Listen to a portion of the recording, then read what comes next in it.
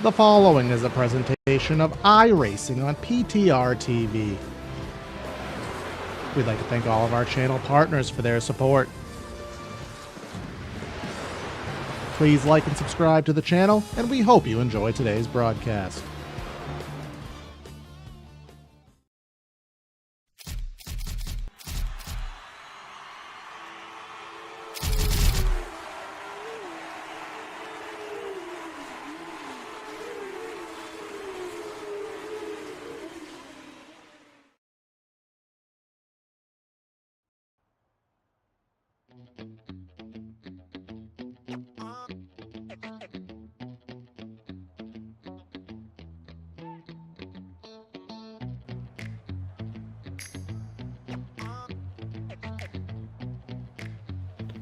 But just 2 days ago, we visited here at the North Wilkesboro Speedway here in Triple Bypass for the Cup Series. And today, we're back here at the very same circuit. However, we went into our time machines, dial it on back to 1987, and here we come out all in one piece and ready for some action. Of course, when iRacing built this track back in 2020, they built it for the 1987 cars. And, well, we're in 1987, but with some modern stock car action.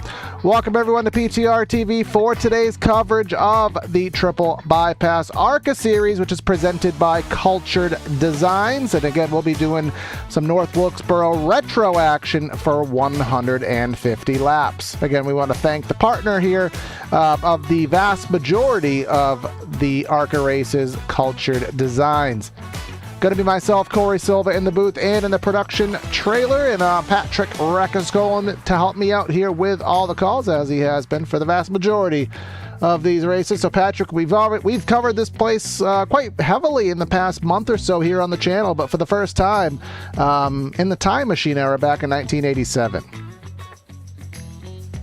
Indeed, and as you and I were talking about this track earlier, Corey, there is some differences between this classic version of the circuit and the modern one that we have been to in recent times. This is pre-track revival, so this has a lot of the original-ish paving, and there's even a little mini curb in between turns 3 and 4, so I know we talk a lot about riding the apron.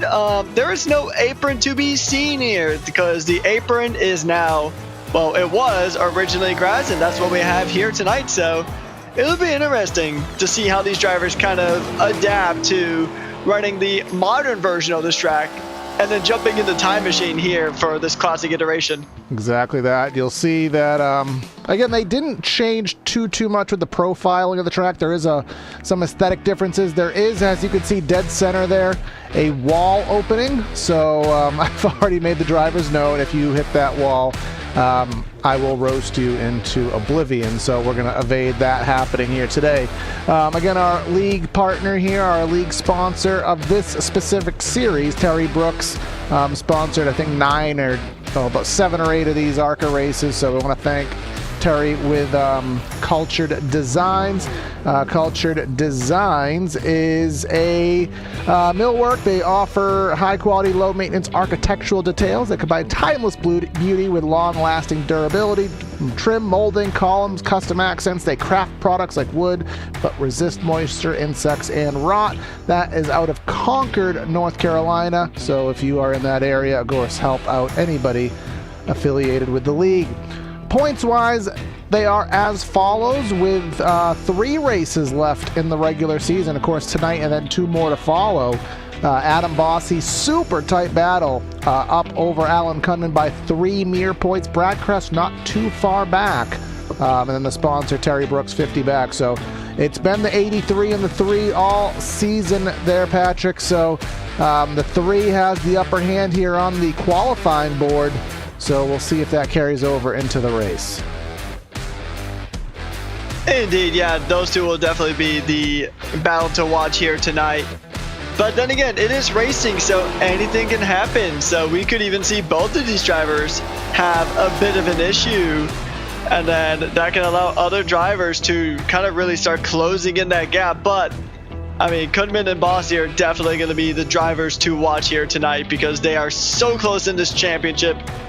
separated by just 3 points, which, I mean, that's not a lot by any points metric. So it'll be interesting to see who will come out on top. And even if one comes out on top, the other one can retake it in the following round. So, I mean, in the closing stages of the regular season, things are going to really heat up here. Yeah, we'll see what. Oh, not even the regular season, the actual season. We don't have a playoff format here in the ARCA series, which take to your liking whether you prefer that or not. That's a topic for a different day, but what is the topic for right now is that is the end of qualifying, so we'll get ready for the grid. Want to thank everyone for tuning in here to PTR TV. If it's your first time, don't make it your last. Hit that like and subscribe button here. Looking to get 1,900 subscribers. Think we need about 20 more, so if you can help us out with that, we would be ever so grateful. But let's head down trackside, give you that starting lineup here from the North Wilkesboro Speedway. Starting today's race off from P1, going to be Alan Kunman himself going for that points lead with Brad Kress. Again, he's a short track ace. He's going to be in second. James Honeycutt in third. Justin Baxter going to be in the fourth spot. Fifth will be the league sponsor, Terry Brooks, the series. I got to get that specific correct. Adam Bossy, he's got some work to do. He's going to be in sixth. Chad Winstead seventh. Caleb Brown, we talked about his pit board. He's got the Costco car today. He's at eighth. And Mark Herzog and Benson of the Jason Variety in 10th. And then taking the rest of our field here, it is Michael Hopkins and Matt Harmon in row number 6, followed by Zach Nerney and Al Corey in row number 7, followed by Donald Ristow and Dylan Freeman. And then we have David Rhodes and Adam Shaw in row number 9. And then Dominic Zanobi and Dylan Ramers in P20, or P19, P20. And then Steve McClendon and Nicholas Deal in row number 11. And John Crutchley and Jim Hubble in row number 12.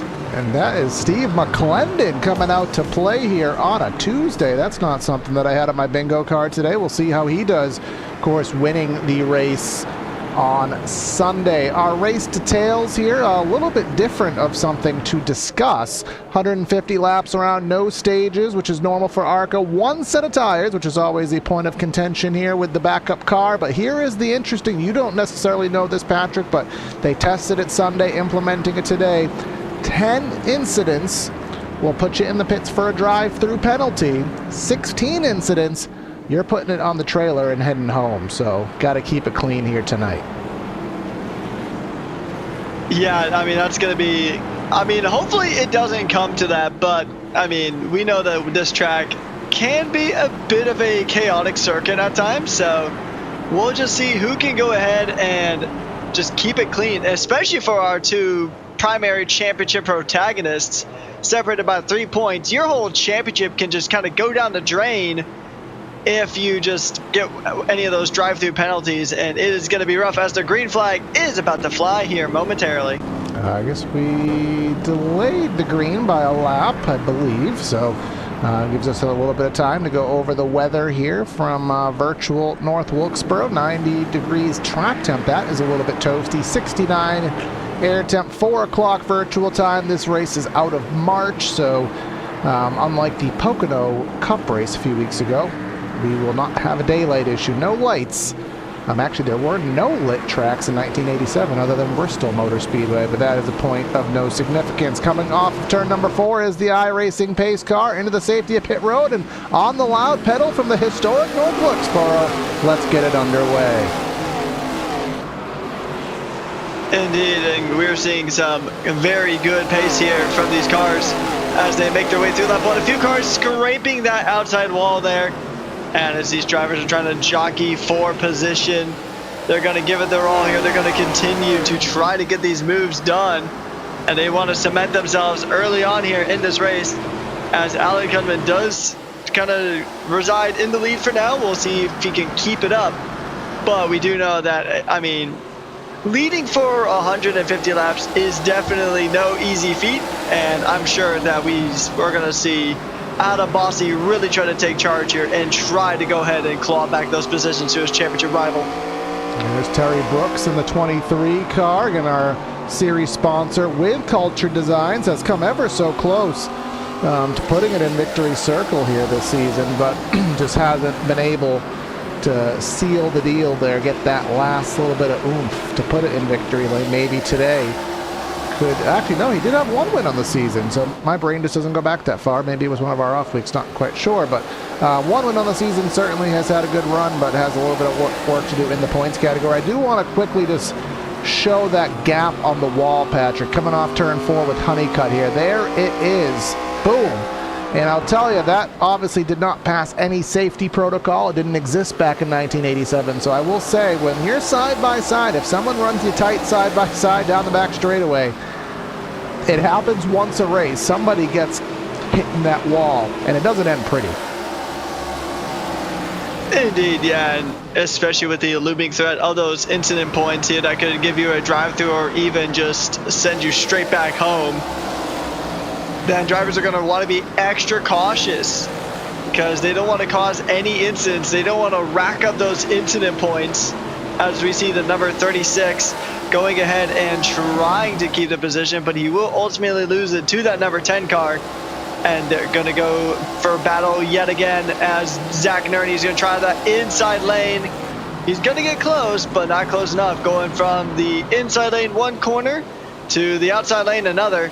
Zach Nerney is trying to go ahead and find anything to get close enough to this number 10 of Michael Hopkins. And he's going to continue to put pressure on, this time going back to the inside line. He'll continuously close that gap, but he just doesn't quite have enough real estate to get a good move in here. Trying to use the banking that the outside lane does provide here at North Wilkesboro and try to cut down to the inside and get that opportunity. But as we've seen in the Cup Series, even on the newer version, that outside does come into play here, makes that inside a lot harder to bite. And due to the fact that this track is on its Elder States pavement, you do have a lot more bumps to navigate, which certainly does not help your causes here. Going a little bit further up in the field, and you have Terry Brooks, again our sponsor, racing along with Chad Winstead in that SVG car. Of course, the news coming out the other day that SVG in the 2026 NASCAR campaign going to get to race his actual 97 in the Cup Series, his very prestigious, very sentimental number 97 car. So that car is very accurate for next season. But Nerney back to the inside of Hopkins. One thing you will notice, there is a bunch of P's on the ticker, and that is because in the Cup Series those drivers are playoff drivers, but a little faux pas made that those were in a race prior to this event, so we'll ignore them, but they'll put some more memory, some more information for you to remember what happened on the Sunday broadcasts. Indeed, and some drivers have jumped straight from that series into this one, and they actually, like you were talking about earlier, Corey, they actually just raced at the modern iteration of this track on Sunday. So this track is probably very fresh for a good chunk of this field, if not almost everybody here. So we'll see whose memory is going to go ahead and continue to work the best and how that muscle memory stays intact. But you also have to adapt to these slight few changes between this current version that we're racing at right now and the modern version from Sunday as the number 48 gets a move done here. On board with David Rhodes here. That's trying to close in on Naj 2020 Firecracker 400 best wreck avoidance. So I guess that is a well, anything at Daytona. If you avoid a wreck at Daytona, I guess you're doing something right here. But that is all at the back of the field. Going up to the front, Gunman doing what he needs to do. Again, he's up by 3. He's down by 3 points, if memory serves. Yes, he's down by 3. So any advantage is certainly going to help flip-flop that situation there. Bossie's stuck in 5th, and if anything, on his way into arrears as that. I don't know what DBX is, but I know there's a Costco on Caleb Brown's car, and if he gets in the pits, we'll show you. He has a very interesting Costco-related pit board, but he's trying to look to the inside of Bossy, who... Is that a retro Twitch car? I mean, Twitch really isn't retro because I don't think it's older than like 2006, but a cool little take on that. I know it was Throwback Week on Sunday, bringing a little bit of it in here to the ARCA series. Yeah, that is actually a really good design. I do like it. I mean, all the paint schemes here are very pretty to look at. And I mean, like, that retro-inspired Twitch one is actually really neat. I don't know exactly when Twitch was founded, but I mean, certainly not at the time when that style of logo was popular, but still really cool to see nevertheless. I mean, I don't think mathematically it could have been much before like 2012, 2013, but perhaps somebody in chat will, as Andre likes to say, pop a goog and help us sort that situation out.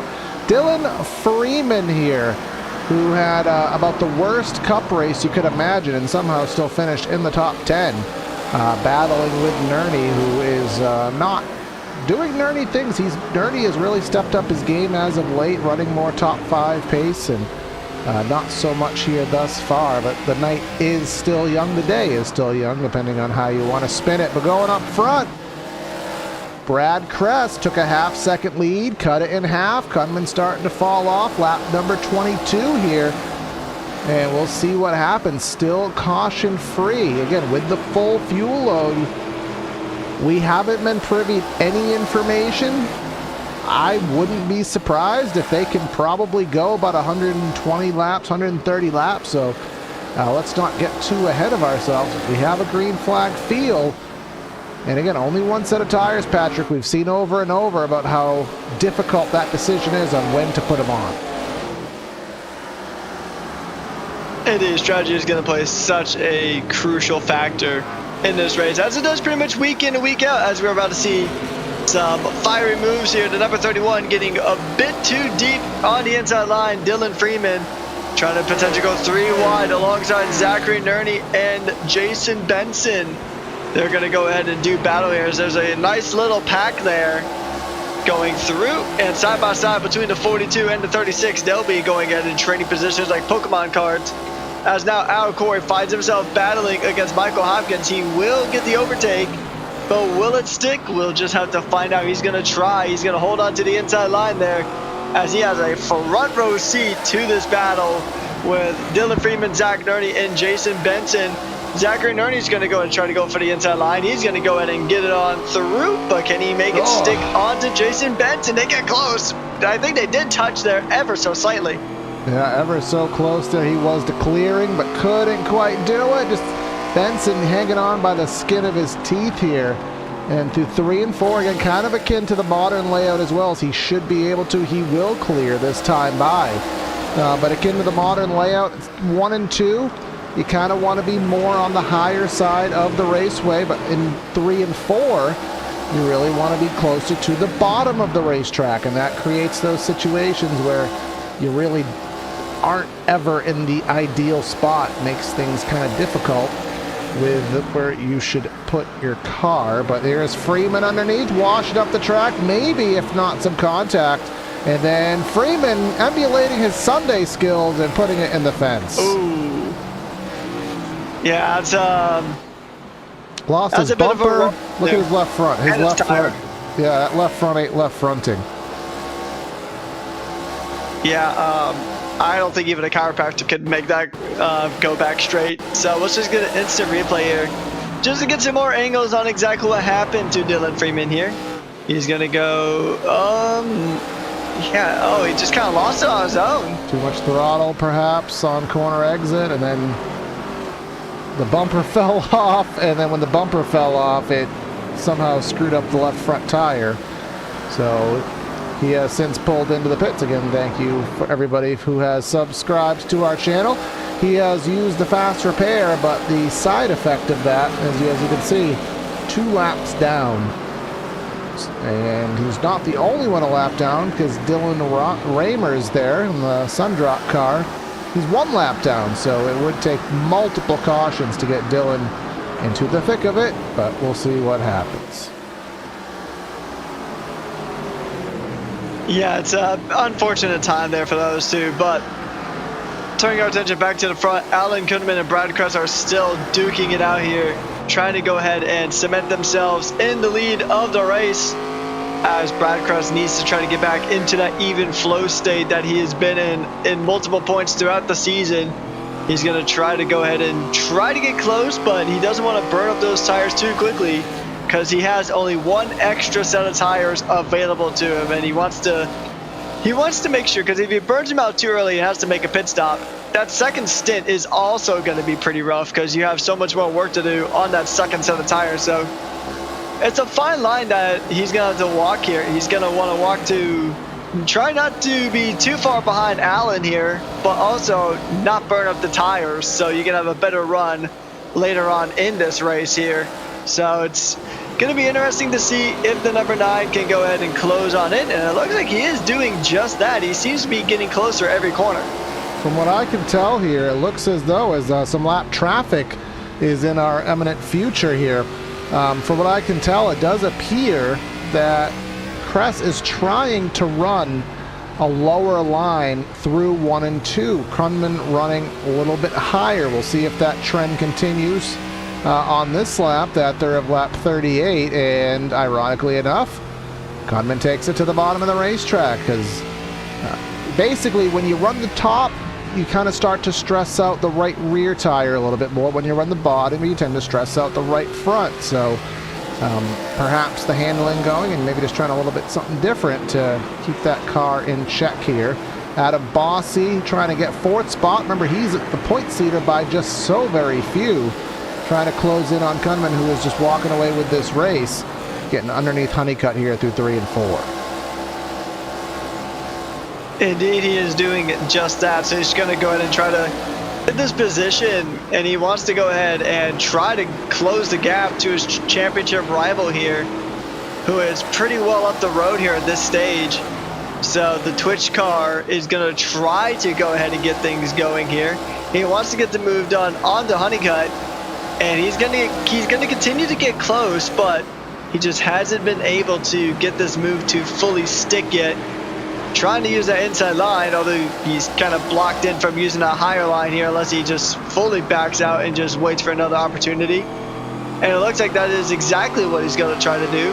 He's going to try to go high, and then Honeycutt goes high as well. So once again, he's just got to try to find some kind of angle where the number 83 just has more pace, and so far it just hasn't really had that pace through a lot of these corners, and Honeycutt's just holding him up. And yep, you're just saying it. There's the curb. He hit the curb that washed him off the track, cost about 2 car lengths. Going a little bit further back, Terry Brooks closing in and having a little kerfuffle, having a scuff with Chad Winstead. And just behind that, you have Mark Herzog. And Herzog going to look at a little bit higher, doing that old classic diamond approach, trying to cut low on corner exit if he can, but will not do so. They're definitely, these drivers, changing their lines, changing their preferences as this race ticks on. Drivers running the top on the fresh tires, running the bottom on the older tires. That's kind of juxta of what you normally see, but again, as the groove heats up, you know, getting that cooler pavement, that less rubbered surface, sometimes that's where the grip is. iRacing does model that, so interesting to see it execute here. Indeed, and that's just the beauty of racing in general. There's so many different strategies at play here. So many different ideas of how the race should be ran. And sometimes we'll just have to kind of see, because a good strategy can really make your race exceptional. I mean, you could absolutely just cut through the field like a hot knife through butter with a good strategy. But if you have a bad strategy, then yeah, your race is going to be miserable here, as we see some excellent battling here from the number 58 and the number 30. So these guys are going to continue. Well, 30 is a lap down. That's Zenobi. It'll be a battle on track, but definitely not a battle that he wants to be a part of, because, yeah, as you mentioned, the number 58, he doesn't want to be involved in that battle. He just wants to go ahead and try to continue to chase out the Crests and Kunman. And as you can see here, lap traffic coming into the near future, and this is, much to my surprise, Steve McClendon. Again, he is our back-to-back Cup Series champion, on the verge of going for 3 in a row at the current trajectory here. But he started 21st. He's got up 5 points, and I mean, I don't need to show you. I mean, I don't need to show you the actual times, but you could just look in the rear view. It's not that red car. It's the car directly behind the red car. That's our race leader. You can see 17 seconds off the lead. It's about 19 and a half around this circuit. So Only about 2 seconds from being lapped. That is, I know it's a different car, but not what I was expecting to see Steve this far, out of things here today. There's a lot of factors that can come into that, Corey, as we know. Some drivers just don't gel well at certain tracks, and sometimes the car and track combination just doesn't work for certain drivers, and that might be the case for Steve McClendon here. Oh, and there is the number 76, and that is caution number 1 here at lap 51. Actually, lap 52, so we made it about a third of the way through this race without a caution. Let's see what caused it here. And Steve will be quite grateful for that because it keeps him on the lead lap. But let's see through 1 and 2. That's Baxter ahead of Honeycutt. It looks as though... Ooh. So Bossy got into him, but before we ultimately chastise Bossy, I think he may have been in a pickle here. Let's see.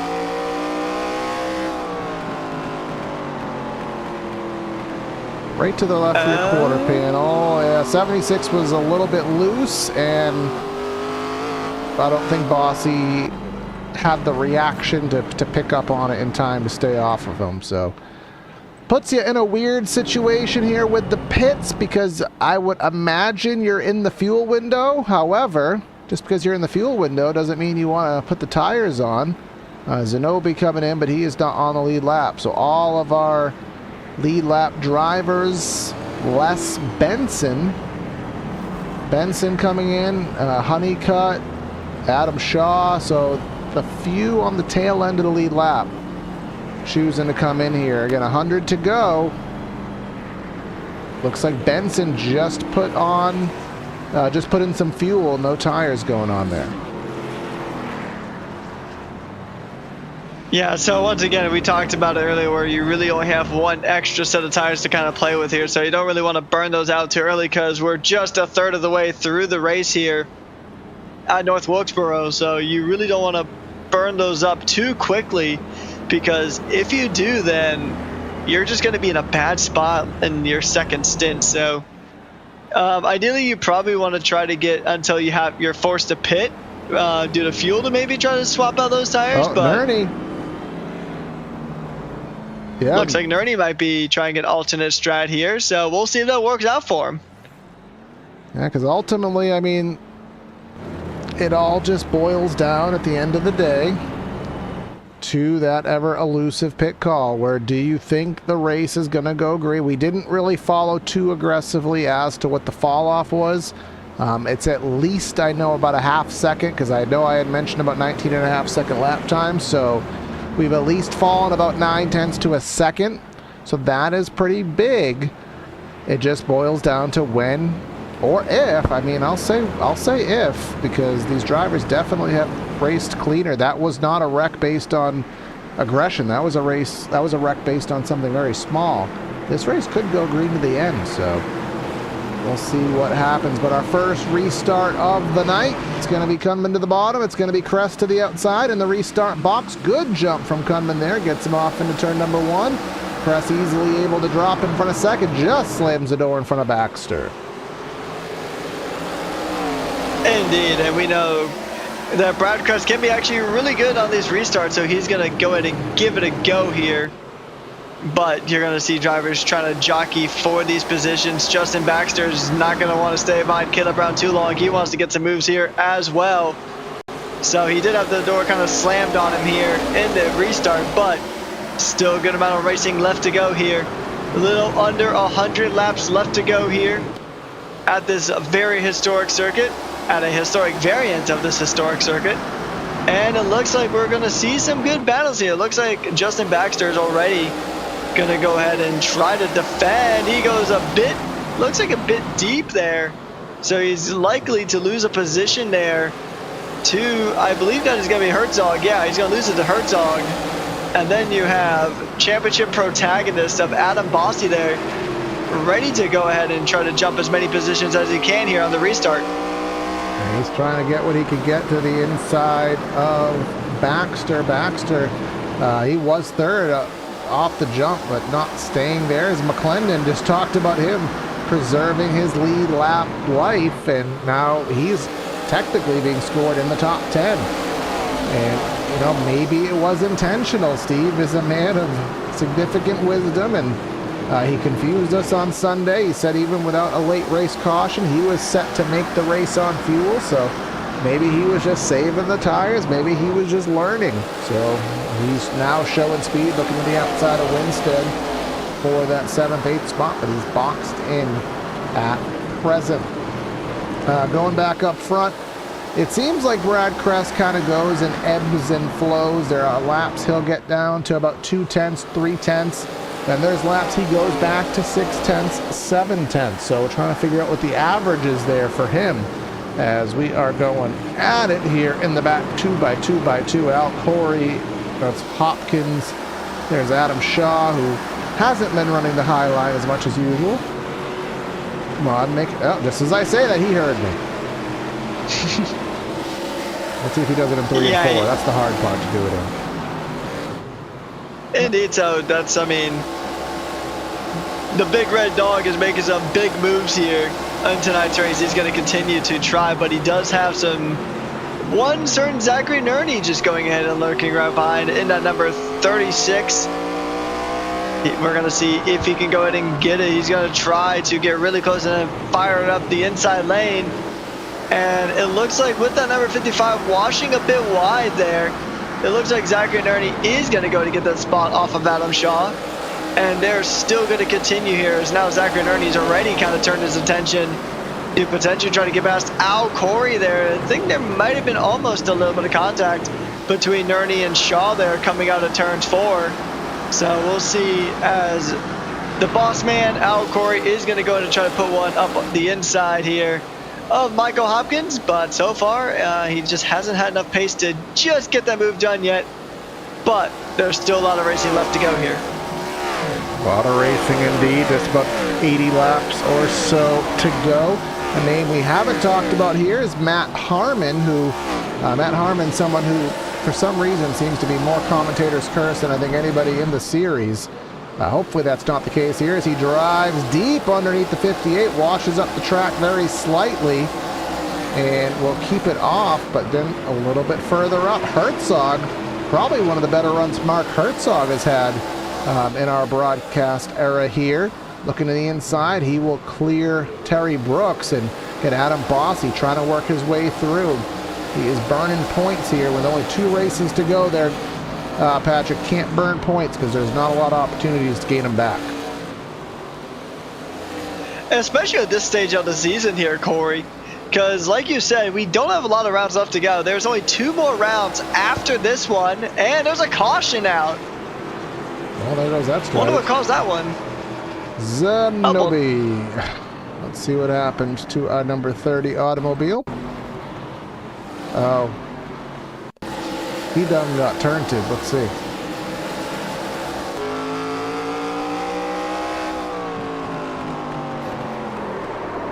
Yep. Just a little bit of a love tap and spun around. Yeah, no, I mean, no harm, no foul than a little paint scrape there. I mean, track position loss, which isn't fun, but that puts them. I guess I'll say for the Zach Nerney fans of the world, which there might be 1 or 2. This would be the best situation plausible. There's only been about 15 laps of green flag racing on the tires. And I think being basically a halfway caution, this should bring the field into pit lane. So by that logic, he will not be in a catastrophic position as it would be if the caution came out, say, at like lap 100 and his tires were bits and pieces. I'll take that back because nobody pitted. So never mind. I thought everyone was going to pit here, but I guess not. Yeah, it's kind of interesting because I mean, granted, there's a reason why I'm up here in the booth and not on track, but I mean, if I was in this race, I would have probably tried to take the gamble because we're relatively about halfway through this race here. So, I mean, I would have honestly just made the call on the strategy to try to pit in and try to maybe get an undercut on these guys because they're going to have to pit in eventually. So maybe. I mean, I would assume so. But remember, these are I mean, traditionally, I'd say a Cup car usually can go about 100 miles on a fast track, about 150 miles on a short track. So at Bristol, I know they can go about 180 laps, 170 laps. So North Wilkesboro, about 150. But we're in lower powered cars. That means the fuel mileage is going to be better. It could be plausible that, especially with cautions, that they could go 150 laps. And then also, as we know, there comes a certain point where you can't take tires anymore because there's not enough laps to make the use out of them. So could be very interesting there. Again, Zach Nerney, one of the few who has made that decision. But the green flag's back in the air. Let's get it. We are not going in the middle of the pack. Someone didn't go. Someone lost a front bumper. That was Chad Winstead. How did he lose a front bumper? Yeah, that's probably worst case scenario there for Chad. I mean, you definitely want to get a good restart pretty much whenever you can, ideally all the time. So he got into the back of Bristow, it looked like. Let's just see how that happened. Let's just get a little bit better of a look at it. Oh. Yeah, big checkup. I don't know if someone missed a shift or what it was, but either way, back to live footage. And there were some pit stops that apparently we missed. I don't know how. I thought I was looking at pit road pretty closely. But if you bring up our stints here on our ticker, you'll notice that there are some drivers with the number 5 next to him. That implies a pit stop was made on the last caution. And in the sense of Adam Bossy going for broke, making the big time gamble. He pitted 4 tires on that caution. So Adam Bossy knew he wasn't going to win on speed. Just like Kyle Larson in the Cup Series knew he wasn't going to win on speed, so had to try something. In Kyle Larson's case, it won him a title. Will it win Adam Bossy a race or a title? Well, a lot to be determined in that category. Indeed there is, and it looks like we're going 3 wide here, it seems. And that is usually pretty risky business here. Going 3 wide through turn number 4. And they settled down nicely, but that could have almost bred another full course caution here, as we're seeing some battles here.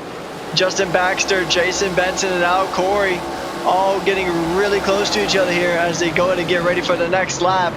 Al Corey is going to go ahead and hold on to the spot for now, but it looks like it's going to be 3 wide again coming out of turn number 2, and they're going to continue down the straight. And it looks like through the high line, Jason Benson might have it, but Justin Baxter is going to definitely try to say something about that. He's going to try to go ahead and hold on the inside line, and he will get that move done, but Jason Benson isn't giving it up. He's still going to go ahead and try. Al Corey drops back just a little bit here, and it is still some really hardcore battling here as we are on lap number 82 out of 150. Now back so you can see the view he has. Now Harmon just in front of him. Up front, Herzog did manage to get himself into the 2nd position, interestingly enough. So that puts Brad Kress back to 3rd. But we saw for many a lap how good that he was going in the form of Mark Herzog getting himself through the field here. Started 9th up to 2nd. Let's relate that to the battle for the lead and the pace regarding Alan Kunman. Last time by Pryor, they were dead equal to the 1,000th. This time by pretty darn close. That tracker showing right around 0.4 of a second. And let's see through 3 and 4. Nice and smooth. Looks like Kunman may have got a better entry, but who will get a better exit? Dead equal down to the 1,000th again. He's going to go ahead and continue to go ahead and try, but right now, Alan Kunman's in a pretty good spot here, although Mark Herzog will want to change that. He is closing in the gap ever so slightly here as we check in with the number 20 machine of David Rhodes. Trying to go ahead and utilize this road to get some good passes here, but he's under a good amount of pressure from James Honeycutt in at number 76. He's going to continue to try to fight for this one, but you got to remember, a lot of these drivers are still on these original set of tires, and a little bit of drama happening here. A little bit of drama, and again, high line of champions In fact, I did get Adam Shaw to change his Discord title to Adam Highline Shaw here, so he knows if he's not... I straight up told him, if you're not fast, if you want to get on the air, you got to be interesting. And I think he has taken that. You know, he started off at the Kern County Raceway where he was running the fence at a track similar to Martinsville, got our attention, and now he is just taking it as his new brand and persona here. So, and as you can see, who's the 10? The 10 of Michael Hopkins trying to emulate it here, and they're doing it with relative success comparative to the competition. Al Corey to the inside, really getting bogged down there. And the 10 making it work, making it work. That time by Corey got the inside working, and he will clear. But look at Hopkins driving it in full send, and look at Shaw nearly, if not actually, making contact with Hopkins. Indeed. So we're once again seeing some fantastic battles here. And, I mean, honestly, this has been a pretty entertaining one. Hasn't had a lot of cautions here. But, I mean, so to say that we might get another one. Hopefully not. Hopefully that is a bit of a reverse commentator's curse. But, anyways, we're seeing the number 17 of Caleb Brown. I'm so used to seeing the car with like a Polaroid livery that seeing it with that one's just kind of throwing me off here a bit. But, the Costco machine going ahead and trying to close into Justin Baxter. And he is making some pretty decent inroads as we have a battle here, as that is a massive slipstream there for Adam Shaw there. He's been doing really good. Got a massive boost there, it looked like. So we got the run off the top, which well, when you use the top of the racetrack, you know, because it's a longer distance, a little bit more banking, it gives you more momentum, which makes you feel like you're Superman down the straightaways here. So that's why it does work. You get the geometry and the speed off the top kind of will overcome the geometry of running the shorter distance around. And here at North Wilkesboro, well, you can just pound the fence like Chastain. That'll do it. It didn't work that time by. Shaw goes down 3 or 4 spots there with that wall contact. That's the risk of the prize. That's the risk you pay for the reward. And let's go 3 wide, said no one ever said that was a good idea here at North Wilkesboro, but the 76 getting feisty, trying to make it happen, and then squeeze in 3 wide. Risto, I think, thought better of it. And then again, Dylan Freeman still 2 laps down after his faux pas, is hoping that something goes in his favor. Indeed, yeah. I mean, he's on a pretty good spot, and that's a bit of a checkup there. A little bit further back, that is the number 25 of Donald Ristow having a bit of a checkup there. Could have potentially resulted in another caution, but he was able to catch it. But he has lost a lot of pace and a lot of time there. Probably a little bit of extra tire wear as well. As we have Adam Bossy now trying to go ahead and close in on the Costco machine of Caleb Brown. He is going to continue to try. We do have Steve McClendon going a bit high there. And a bit of contact potentially between those two. And actually that's the number 85, so that's actually a lapped car that they just passed. And Dylan Raymer is there again. Bossy is he's actually not the highest ranked tire driver, as if we pull up these stints one more time on the side of your screen, you can see Zach Nerney 1 second off of our leader, does have 2 drivers in front of him in the form of Herzog and Kress. So if you're Zach Nerney, and I guess Justin Baxter, who's actually even on fresher tires because he pitted on the last caution, Nerney pit 2 ago. These 2 drivers are saying, let this go green, let it go green, don't hold the yellow pack anymore, because, I mean, it's almost a guaranteed win for them unless the tires completely equalize out, which it seems as though they still have the edge. Yeah, and honestly, I mean, if this run stays green, then, I mean, you would think, theoretically, everybody else would still have to make a pit stop. So, in that case, it would promote the drivers who did pit earlier on, like Zach Nerney. It would promote him up several positions here as he's trying to go ahead and get past Brad Kress here. But he does have Justin Baxter pretty much right up the inside. Actually, Baxter's going to be the one to try to make a move here. As we are watching from Mark Herzog here.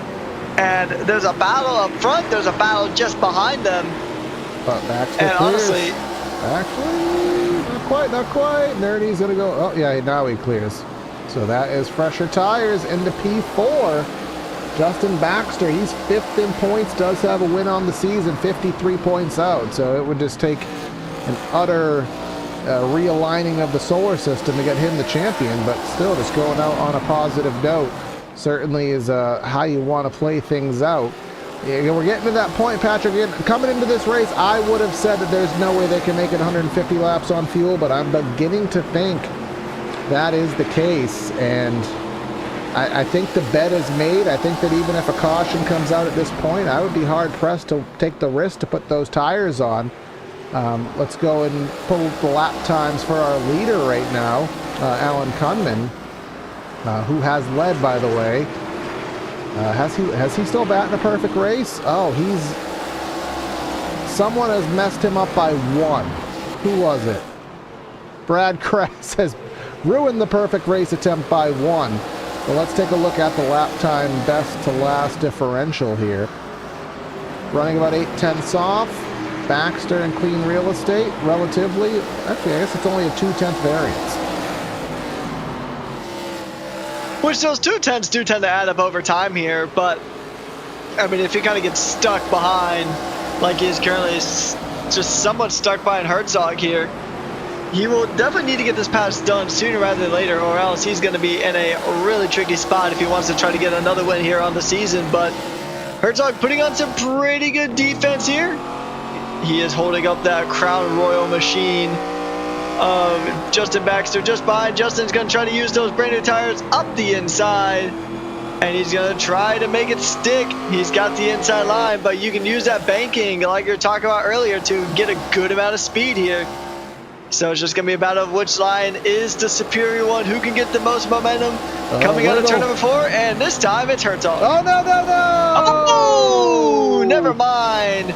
Spoke a little too soon, and that's 3 cars going around. Kress, Herzog, and Baxter, and that is caution number 3 on the night. I saw that one coming, and I almost did my Bob Jenkins 1989 impression that nobody will know. He got loose, but that was the problem. That was the problem, is when he got loose here, Patrick, he didn't go back up the track to get to a normal corner entry, and he entered the corner with the same rate of speed he would have at a normal line. And I'm going to try to do a Bob Jenkins. They go into the corner and both of them spin! Ricky Ruddale Earnhardt 1989. Someone look it up. Al probably knows where I was going with that. But anyways, into the pits here with 40 to go. Nerney staying on track as you would expect. Bossy staying on track as you'd expect. The rest of them coming down to the pits.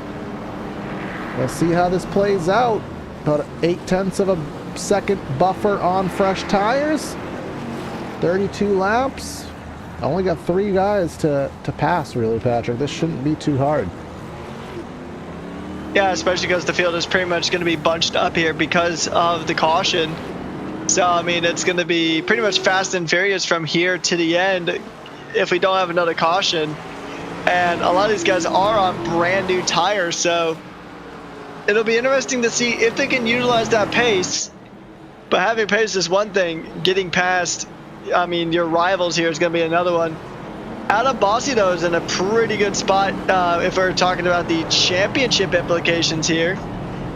But, I mean, Kunman, once again, is on fresher tires, so he is definitely, his main objective is to make Adam Bossy just uncomfortable there in that number 83.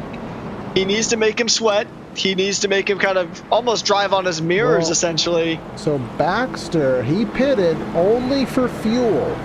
His last pit time was 3.9 seconds. And so, remember, because he pitted 2 cautions ago, so he has about 40 lap old tires. But interestingly, Benson, he pitted 42 laps ago, and on that stop took what I believe to be either 2 tires or a full fuel load. I'm not quite sure. There's no way to say for sure. So the first person on freshies is going to be Brad Kress, outside of row number 3 right now. So we'll see how all of this plays out here as we head back racing here in just a jiffy. It'll be 35 laps to go. Nerney trying to see what he can get into the restart box. Our current points leader trying to drive away before the competition gets to him. That is definitely going to be his strategy here, as Adam Bossi already gets a move done. He already jumped Zachary Nerney there in P1, so he had a fantastic restart. Adam Bossi, Zach Nerney is now involved in what looked like a 3-wide battle there, as we see some drivers just kind of tumbling down the order.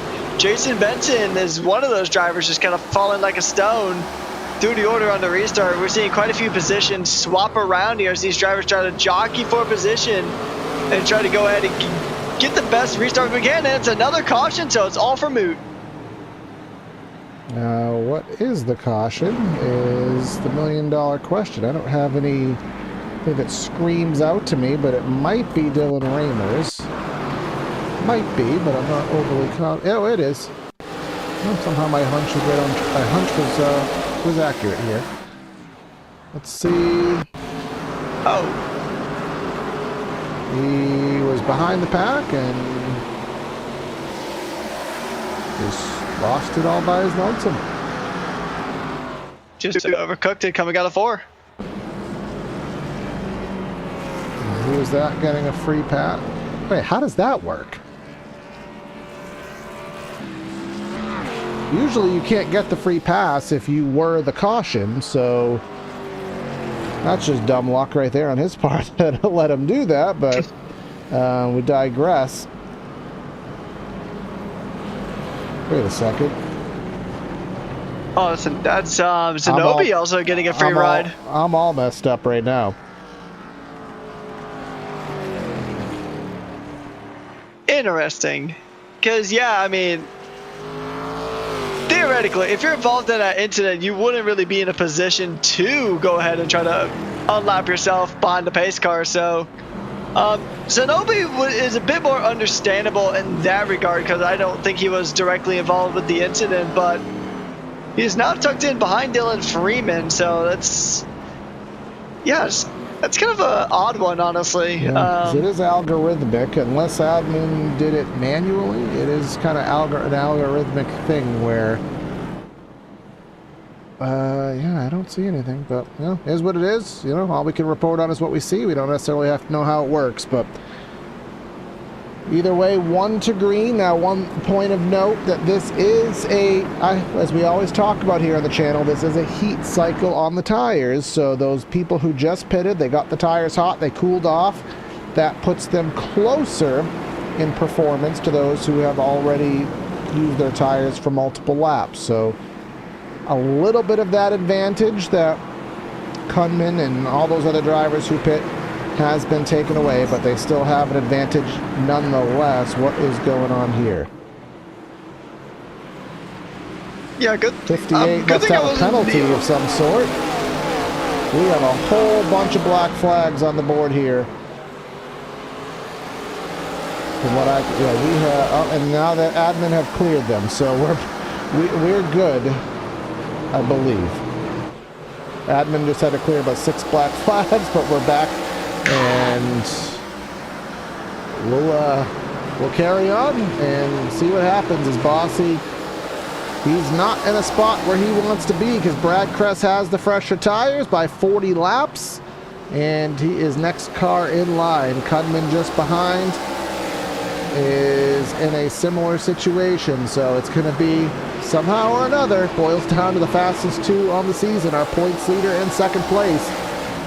They're going to be battling for the win, but they still have to make something happen here.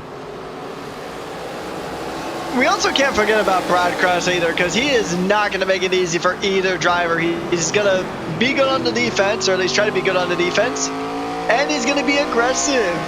Because, I mean, granted, he is still mathematically within the chance to win this championship, although granted not to the 3-point buffers. He's going to go in and try to go for the inside lane with Alec Cumberland trying to follow him on through. The pass may happen. It may take some time, but it looks like he might be able to get it. He might be able just to flow into the lead in that Flow Racing Mustang.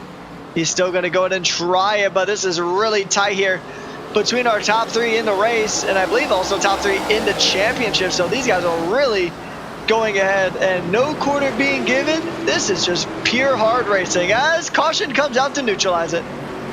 Benson going around in turn number 1. Bossy being shown the leader. Let's see what happened. I think the boss is in the vicinity here. He's too far back. Let's see. Oh, Nerney. Oh. Nerney. So Nerney and Benson. Nerney may have got turned and did get turned. And Benson, subsidiarily, which is now a word that I just created, I believe.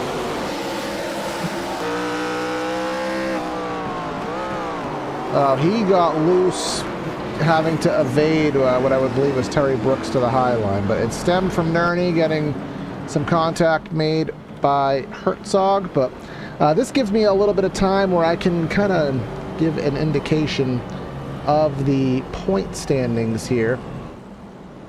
More specifically, so the last race, it looks as though the leader gets, I believe, 43 points for a race win, and then you get bonus points on top of that. Points go down about 1 point per position. So that being said, it goes as a NASCAR point standing. So Bossy and Cudman, they have 3 positions separating them. Brad Crest 20. So really the only way Brad Crest, to your point there, Patrick, he gets in it, it's going to take 1 or 2 really bad races. Of course, leading a lap, leading the most laps, and getting the pole also provides you some bonus points. Indeed, yeah, but it's going to be really tricky. It's pretty much primarily between Cudman and Bossy here, but I mean, pretty much right up between them is Brad Crest, and I mean, Brad Crest can pretty much metaphorically say, forget about your championship, I'm gonna race for mine. So he's not gonna go in and pull over and let these two fight it out. He's gonna get right there in the mix, and he's gonna fight for the win like it is the final race of the championship, and all of them are separated by a point. He will probably not really care too much, and he's just gonna go for it. Precisely what I expect as well. I mean, with respect, but he definitely wants to get another win. Next week we will be at the Nashville Fairground Speedway, so another larger short track. A lot of banking here. We'll be there this weekend here on PTR TV now, and then season wraps up at Rockingham, the 1 miler, in 2 weeks time, and that'll be on the Virtual Grip Network, the next 2 races. So stay tuned to Triple Bypass socials to get that situated. But we're coming through 3 and 4 here. Let's get ready for a restart. 20 to go, Patrick. 20 to go indeed, as we're about to go in and get back racing here with 20 to go. It's going Fast and Furious to the checker flag. Bossy leads us to green, and it is green flag conditions here yet again. Brad Crest is going to go in and try to make some moves. He wants this win here, and Alan Cudman wants to try to go ahead and continue to lead this championship. So he's going to go ahead and just tuck right in behind Bossy, and Brad Crest didn't quite get the restart that he wanted there. He does fall behind Alan Cudman, and now Steve McClendon is potentially going to start piling on some pressure there in what honestly almost looks like a Mystery Machine themed car, but now we have some battles just a bit further back as James Brown is trying to get up, or Caleb Brown trying to get up the inside of James Honeycutt. I mixed the 2 names together because I mean they're close enough where they could honestly mix it up, but it doesn't make contact. Well, it might be James Brown, but 76, I don't know if he feels good, and I don't know if he knew that he would, but either way, let's come back to the front. Cudman looking to the outside, opens the door for Crest to the inside, as Bossy is just trying to hang on for his life on those Elder States tires. Cudman trying to get to the outside. Bottom has the advantage in 3 and 4. If he can keep position, he has the upper hand in 1 and 2, but Bossy needs to clear, does just that. Crest just licking his chops, trying to, catch the 3 in a bad line to try to pounce on it. Oh, that's the blow. That's the final blow right there. Bossy gave up the bottom in 3 and 4. I don't think he'll be able to hang on. Washes up the track. Crest looking 3 wide, perhaps. Has to fall back in. I was so ready to say through goes Crest, but it doesn't happen. But hey, look who else has joined the party. It is Steve McClendon there in at number 51. He is pretty much right up in here. 2 battles in almost a 2x2 grid. Cudman takes the lead. Crest in 3rd, McClendon in 4th, and they're going to do it again. They're going to go at it again in this 2x2 grid here, essentially. And I mean, this has got to be really tense, but really fun for these drivers. Just essentially just being 4 cars all packed in together like a pack of Oreos, just trying to make it through here with 13 to go. I'm very impressed at how well Bossy is hanging on. He's hanging on by the skin of his teeth. He needs to keep side by side at any capacity. That is going to be the dagger as soon as I call him out on it.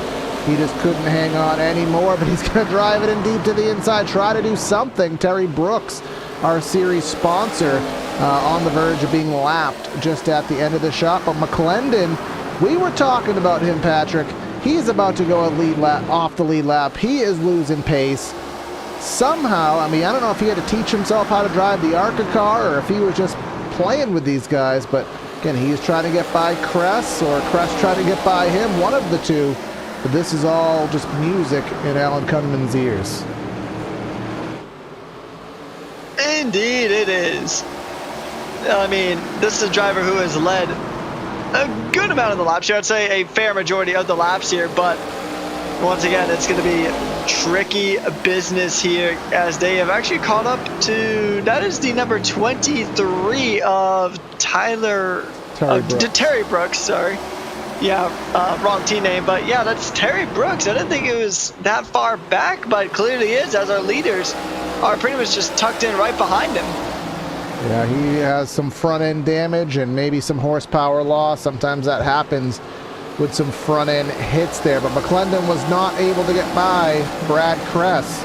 And if Brad even wants a fighting chance, he's going to need to get by immediately here. Well, I assume Terry will allow the leaders through, but Terry wants to stay on the lead lap in case a caution comes out. But of course, the lap's ticking away, only about 2 minutes of racing, but talk to Denny Hamlin, a lot can change in 2 minutes. To the inside here through 1 and 2, Brooks to the outside, that'll clear. That puts one lapper in between first and second, but Brooks will lament very easily. You can see how hard Bossy drove in, opens the door for Kress, and I think that'll be the ticket for second. Indeed, and I mean, he just had to bide his time and wait it out, and sure enough, there it is. Brad Kress up into second place now, and once again, this is more music to Alan Kunman's ears as his championship rival is in third place and crucially just behind him in general. So, I mean, the more space that Kunman can put between himself and Bossy, the better for his championship chances. And you know, Alan Bossy is definitely not going to be the happiest camper about that one. But he has driven a good race. He didn't qualify particularly well compared to his championship rival, but he has made his way up into third. But that does not mean with 4 laps to go that Brad Kress isn't going to try to put a lot of pressure on Alan Kunman here in the closing stages. Now just looking at things again, -3. I don't know the exact bonus point situation, but it's going to be pretty close to a tie, or one of them is going to be -1 at most. So it's going to be essentially a draw coming into the next race, just given where they are. But Bossy did a great job mitigating the damage, because based on where he was earlier, running 7th and 8th, it could have been a lot worse. So they'll probably come out close to a draw here, as again, 2 races left in the season. You'll want to look towards the Virtual Grip Network to find those 2. This will be our last ARCA Series broadcast. But coming off the corner here, I'll tell you, Kress is coming with a vengeance here. We're coming to the white flag this time by. Barney has it, and Kress is not out of the picture here. He's 0.2 of a second. That's a fair amount. He's going to have to do something, but he's close enough to make it happen. Coming off of the corner here, a little bit of a slide. That was it. Now he's in the wall. He got close, got a little too excited, and that was the final dagger. But coming off the corner here, Alan Kunman, the Dominator, wins at North Wilkesboro. A very well-driven race there for the number 3. I mean, the Dominator is a pretty fitting name. He did lead a majority of the laps here in this race, and he will extend his lead in the championship here with only 2 rounds left to go. And I mean, he didn't really put a foot wrong there in that race. So, I mean, massive kudos to Kunman. Absolutely, as he gets what will be his 3rd win of the season, and may have the points lead, or it's going to again be a dead draw after the way this thing shook out, as he will celebratory spin here, do his donuts on the front stretch here at North Wilkesboro. A race that was very, very efficient, very clean. as 5 cautions for 20 laps. Again, that is great. Again, the new rules here in play to help clean things up, and I'll give them a thumbs up here on the evening. But let's go ahead and give you the final rundown of results here as follows. Alan Kunman getting the win by a margin of about 0.3 of a second over Brad Kress. Adam Bossy settles for third. McClendon found speed, but not enough. He gets a fourth out of the deal. Still impressive nonetheless. Herzog had a great run in fifth. Caleb Brown, James Honeycutt, Matt Harmon, Michael Hopkins, and David Rhodes are our top 10. And then the next 10 is Donna Ristow, Al Corey, Zach Nerney, Jason Benson, Dominic Zanobi, Adam Shaw, Dylan Ramers, Terry Brooks, Dylan Freeman, and John Crutchley rounding out our top 20. And just a couple stragglers here. We got Baxter. His race didn't end the way that he drove, as did Winstead for that matter. Nicholas Steele and Jim Hubble did not take to the grid here today. But let's go and find these drivers in our post-race show here. We got Mr. Alan Kunman. I don't know. There he is. Alan, so you dominated today's race, led, I think, all but about 15 or so of the laps. Brad had you sweating for a little bit. Did you have a feel here for this 1987 track? You were the man to beat tonight.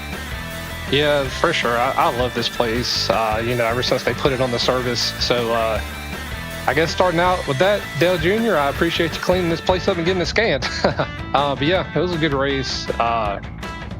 Brad kept me honest pretty much all night. I could tell, especially the first 100 laps, I could tell that I was better off of 4 than he was. I could just get back in the throttle a little quicker, which I felt like was the more important corner exit, because you can get a better run down the front stretch, with it having that downhill slope. So I feel like he was probably a little better, if not both of us being equal in 1 and 2, but definitely had him beat off of 4.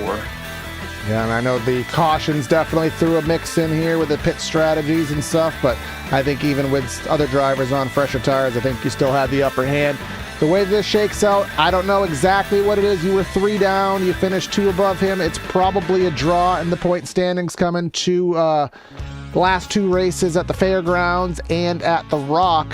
How you feel in tight point standings, 2 to go? How you feeling?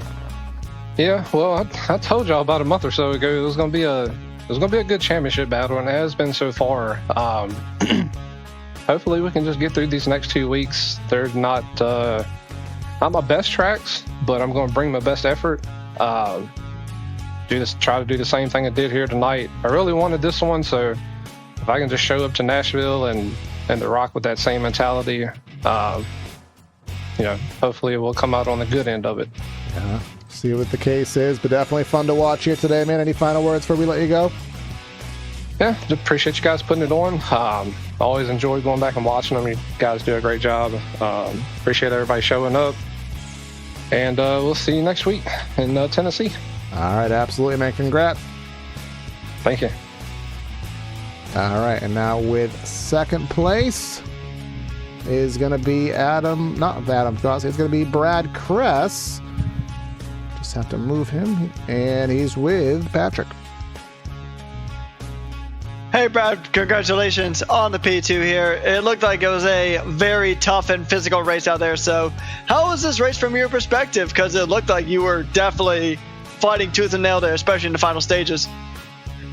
Yeah, it don't get much better than that those last few laps, does it? I mean, my car was fast.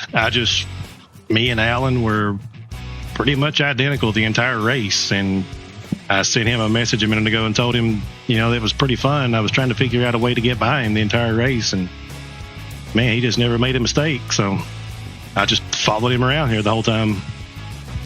Indeed, yeah. I mean, it really seemed like he was definitely the man to beat here tonight, but you did put him under a good amount of pressure. But with 2 rounds to go, there's only 2 more tracks left on this calendar. It is the Nashville Fairgrounds next time round. So do you think if this battle were to happen again at the Nashville Fairgrounds, do you think you have a shot at getting him this time? I think so. I hope so.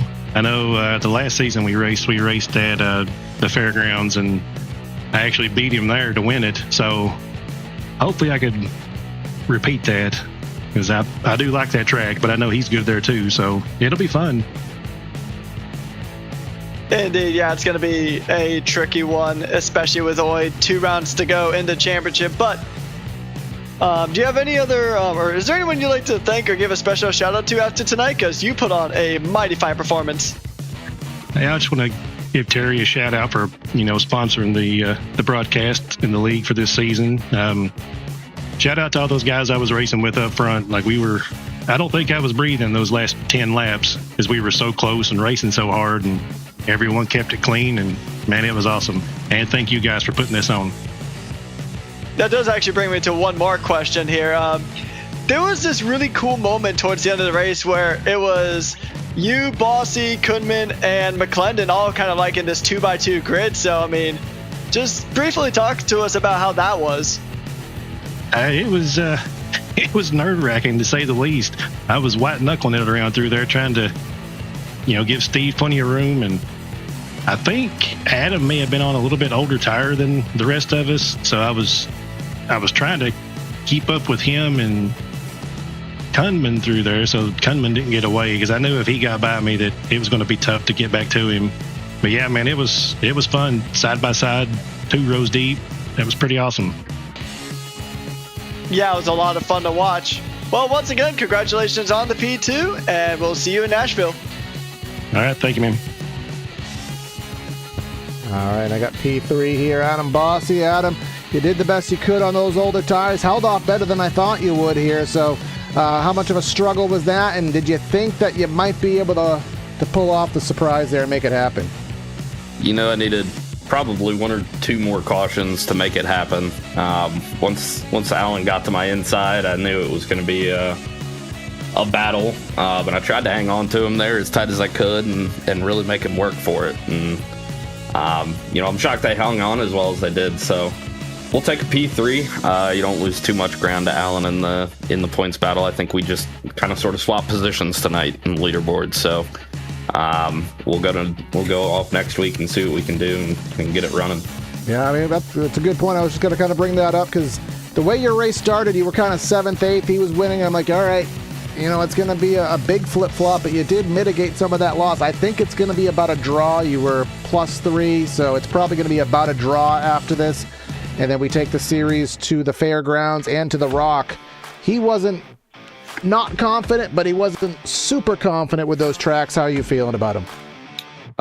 Fairgrounds, I think we're going to probably have another heavyweight battle, and who knows, we might flip the points back to us. But if you guys are watching, I would strongly suggest tune in to the Rock, because there is going to be one heck of a championship battle that night. And I think it's going to be some must-watch racing. So, well, unfortunately, we won't be covering those races. I might be actually on track with you, but either way, we'll certainly have to tune in for it and see how it ends out, man. But congrats on making a good effort here and getting the third, minimizing the damage. Any final words before we let you go?